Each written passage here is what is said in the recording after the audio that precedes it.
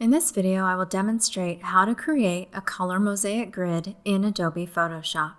On the home page of Photoshop, click Create New, and in the presets, set the width and height to 870 pixels with a resolution of 300, RGB color at 8-bit, and click Create.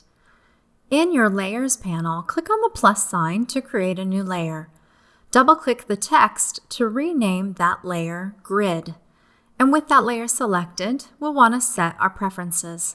If you're on a PC, go to File, and your preferences are usually listed at the bottom.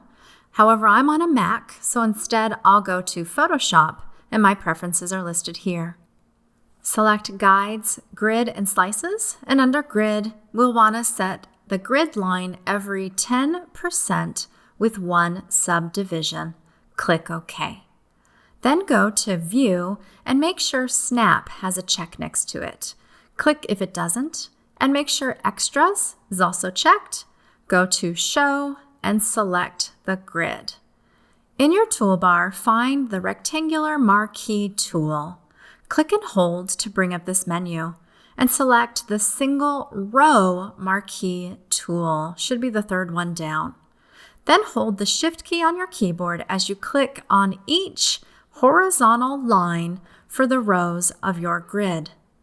Go back to the Marquee tool, click and hold, and select the single column Marquee tool. You're still holding Shift. Click on each of the vertical column lines to select them. Once all of the lines are selected, you'll go to Edit, Fill, or use the shortcut Shift F5 and change the contents to be filled with black. Keep mode and opacity the same. Click OK. Then go up to Select and Deselect, or click the shortcut Command or Control D on your keyboard to get rid of the marching ants. Your grid is now set up. So next, go to File, Open, and locate the image you would like to use for this project. Photos that are lighter in exposure, have lighter colors, like lots of whites, work really well. I'll use this little unicorn planter. It will open in a new tab, and you'll select the crop tool from your toolbar. Set the ratio in the control panel to 870 by 870. Then click inside your image, and you can frame it to that square ratio. Click the Enter or Return key on your keyboard or this check mark to accept that crop. And then go to Image, Image Size, and change the width and height to 870 pixels and your resolution to 300. Click OK, and now your photo is set up to match your grid perfectly. Select the Move tool in your toolbar and click and hold on your photo. Keep holding your cursor down as you move it on top of your Grid tab. Keep holding it as Photoshop switches over to that tab. Move the cursor over your artboard and let go of your cursor to drop in your image. Click and drag your photo to align it with the grid. And if you'd like to do further editing, you can click on Command or Control T to bring up the bounding box and further transform your image.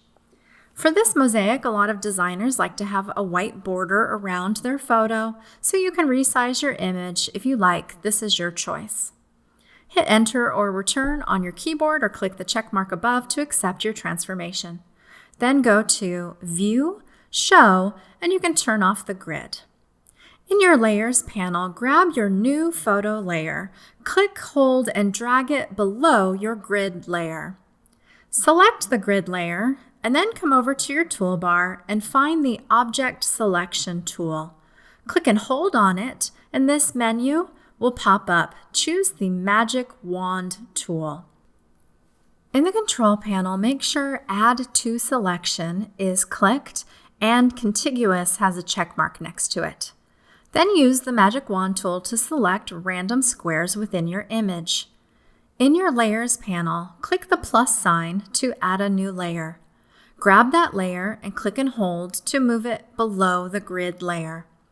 With that new layer selected, go up to Edit, Fill, and choose to fill it with white. This will cover over parts of your photo. Click back onto your grid layer. Select additional squares, still using the Magic Wand tool, and then click back onto the photo layer itself. At the bottom of your Layers panel, click this icon to create a new fill or adjustment layer. And then from this list, choose Hue/Saturation. You will see it's added a clipping mask thumbnail to your Layers panel. This also opened up my Properties panel. If you don't see yours, you can go up to Window, Properties. You want to make sure Colorize is checked. And now you can adjust the hue with this slider. You can also adjust the saturation and the lightness and darkness of the color of just those squares on your grid. You can also add a blend mode to this layer. So click this drop down to bring up the list of different blend modes, and you can experiment to see what you like best. A popular choice for this design is the color blend mode. Click back onto the grid layer and click on a few more squares. Then switch to the photo layer, add an adjustment layer, choose Hue Saturation, make sure Colorize is checked, and again you can adjust the setting of the hue, saturation, and lightness of those squares. You can turn off the saturation if you'd like the area in those squares to be black and white, though mine isn't such a good example of that. You can always click back into a previous layer if you'd like to make further adjustments. And then just continue these steps to add as many layer masks to your grid, applying hue and saturation settings as you would like.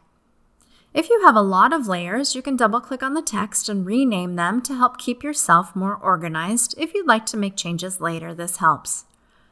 If you would like to get rid of a layer, make sure it's selected, and then hit the trash can in the bottom of your Layers panel. Click Delete, and you'll notice that it only deleted the mask, not the hue saturation adjustment. So select the layer again and hit the trash can one more time. You can place these color mosaic squares randomly throughout your picture, but let me show you a different way. In this example, I've thoughtfully placed the square mosaics in sets of 4. Once you have the colors where you like them, you can adjust the grid and turn the lines white.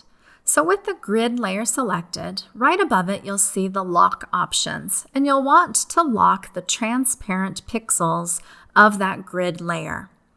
Then come up to Edit, Fill, and make the contents white. Click OK. Now those black lines have turned white. You can also double-click next to the text in the grid layer to bring up the Layer Style panel, or you can click on the Effects button below. Click the check mark next to Stroke. I'm going to move this panel over so I can see my lines better. And then click the words Stroke to bring up the stroke options. I suggest setting the position to outside, and you can adjust other settings like the size of the stroke or the color of the stroke around your grid lines, but you'll probably want to keep them white. When you have it where you like it, click OK. And I think this looks pretty great. So next, let's save your work. Go to File, Save As, and I'll save this in my Creative Cloud files in a folder for this class. Rename it my first name, last initial underscore, Unit 03.1, and this is our color mosaic grid. I'll save it as a Photoshop file, and then go back to File, Save As, changing the format to a JPEG for my web page. And that is how you turn an image into a color mosaic grid in Adobe Photoshop.